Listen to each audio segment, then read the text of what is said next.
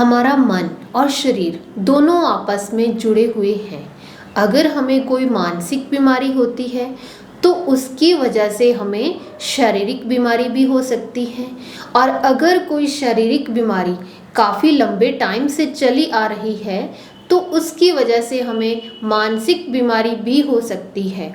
मानसिक बीमारियां किन किन शारीरिक लक्षणों के रूप में प्रकट होती हैं? Hello everyone, I am doctor Sukhpreet Kaur. I hope कि आप सब बहुत अच्छे हैं और बहुत ही अच्छे से अपना ख्याल रख रहे हैं।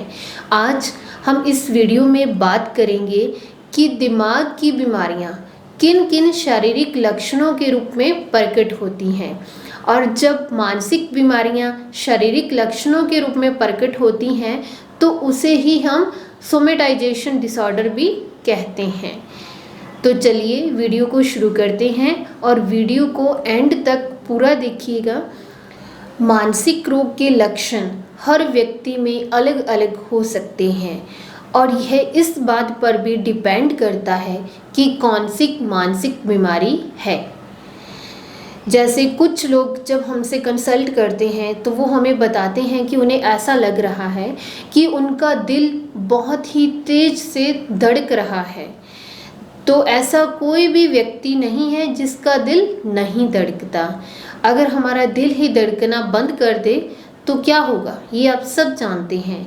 इसके अलावा वो लोग ये भी बताते हैं कि उन्हें ऐसा लग रहा है कि ऑक्सीजन उनके अंदर नहीं जा रही, यानी वो हमें ये बताते हैं कि उन्हें डायरेक्ट ऑक्सीजन ही नहीं मिल रही। तो देखिए, डायरेक्ट ऑक्सीजन किसी को भी नहीं मिलती। इसके अलावा मानसिक बीमारियों के कारण ही सिर दर्द और पीठ दर्द भी हो सकता है, क्योंकि जैसे स्ट्रेस एक प्रकार की मानसिक बीमारी है। हमारी जो मांसपेशियां होती हैं वो जकड़ जाती हैं, जिसकी वजह से हमें कभी कभी नेक के इस एरिया में पेन फील होता है और कई बार पीठ में दर्द भी हो सकता है। इसके अलावा मानसिक बीमारियों के कारण व्यक्ति की नींद में प्रॉब्लम्स आ जाती हैं। उसे या तो नींद बहुत कम आती है, और या फिर अगर नींद आती भी है तो कई बार वो बीच में टूटती है, यानी उसे कच्ची सी नींद आती है।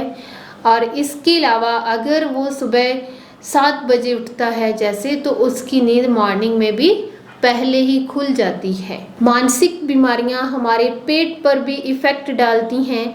मानसिक बीमारियों के कारण पेट खराब हो सकता है, जिसे IBS भी कहते हैं। IBS यानी इरिटेबल बाउल सिंड्रोम, जिसमें हमारा जो पेट होता है वो मानसिक बीमारियों के कारण खराब हो जाता है। अगर नॉर्मली कभी हमारा पेट खराब होता भी है तो वो ज़्यादा टाइम तक नहीं रहता। उसकी अगर हम नॉर्मल फिजिशियन से मेडिसिन ले लेते हैं तो वो ठीक हो जाता है। लेकिन अगर पेट की प्रॉब्लम मेंटल इलनेस की वजह से है तो वो किसी भी रिपोर्ट में नहीं आएगी। आप चाहे जितनी मर्जी रिपोर्ट्स करवा लो, सब नॉर्मल आएंगी, लेकिन आपको प्रॉब्लम फील होगी। ये प्रॉब्लम मेंटल इलनेस की वजह से ही होती है।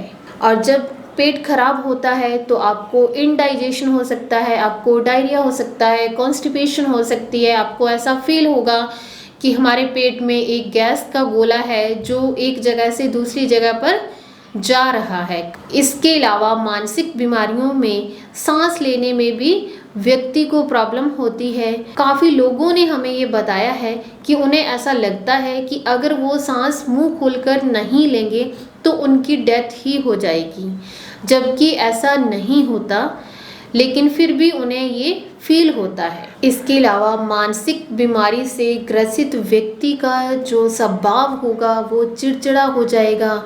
वो छोटी छोटी बात पर गुस्सा करने लग जाएगा और दूसरों को वो नज़रअंदाज करेगा।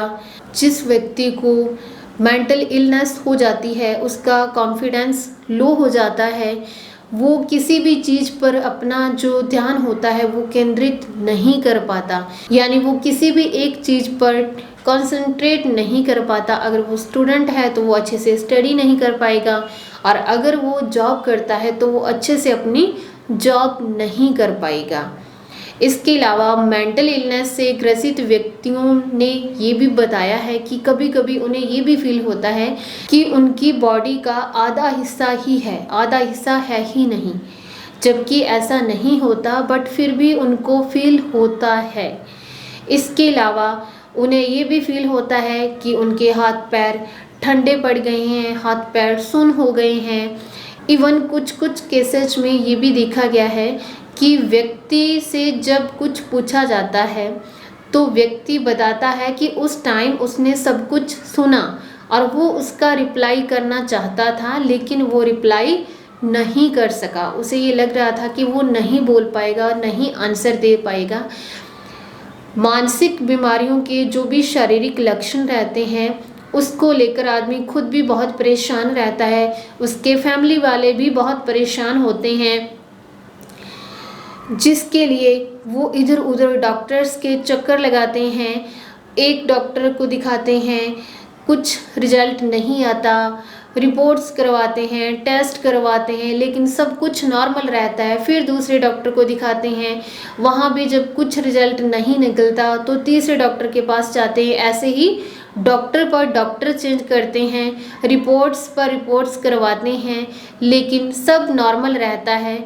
और अगर कोई फाइनली डॉक्टर उन्हें बोल भी दे, यानी अगर कोई फिजिशियन ये बोल भी दे कि आपको एक साइकोलॉजिस्ट से कंसल्ट करना चाहिए, तो लोग साइकोलॉजिस्ट के पास जाने में हिचकिचाते हैं। उन्हें ये लगता है कि वो पागल थोड़ी हैं, और लोग क्या सोचेंगे उनके बारे में कि एक साइकोलॉजिस्ट के पास जा रहा है, कि ये क्या पागल हो गया है, जबकि ऐसा नहीं है। मानसिक बीमारियां भी हमारी ठीक शारीरिक बीमारियों की तरह ही होती हैं। जैसे हमारी दूसरी शारीरिक बीमारियां होती हैं, उनको दिखाने हम डॉक्टर के पास जाते हैं तो हमें शर्म महसूस नहीं होती, तो फिर मानसिक बीमारियों को लेकर ही आदमी क्यों शर्म महसूस करता है?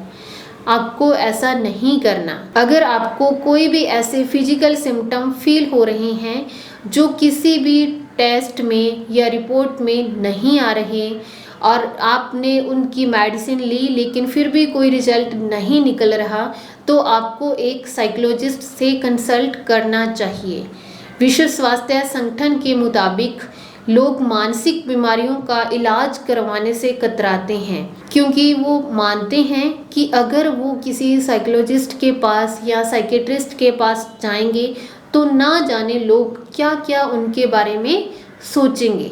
देखिए, मानसिक रोग कभी भी किसी को भी हो सकता है, चाहे वो एक जवान हो या बुजुर्ग हो या फिर एक औरत हो या एक आदमी हो।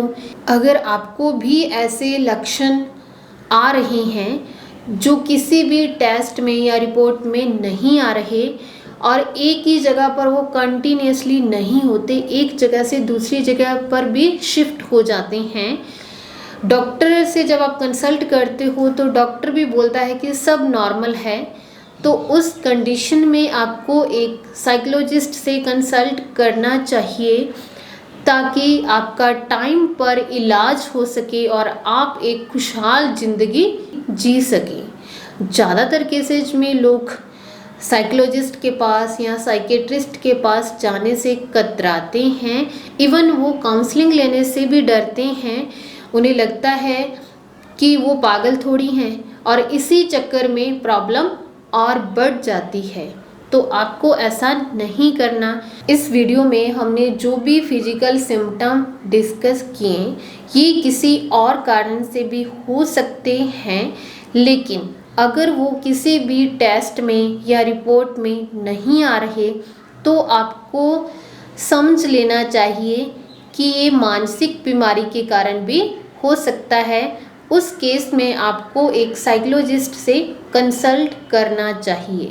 आई होप कि ये वीडियो आपके लिए यूज़फुल होगी। इस वीडियो को ज़्यादा से ज़्यादा शेयर कीजिए, और अगर आप चैनल पर पहली बार विजिट कर रहे हैं तो चैनल को सब्सक्राइब कीजिए और बेल को ऑल पर प्रेस कर लीजिए, जिससे मेरे आने वाले वीडियो का नोटिफिकेशन आप तक पहुंच सके।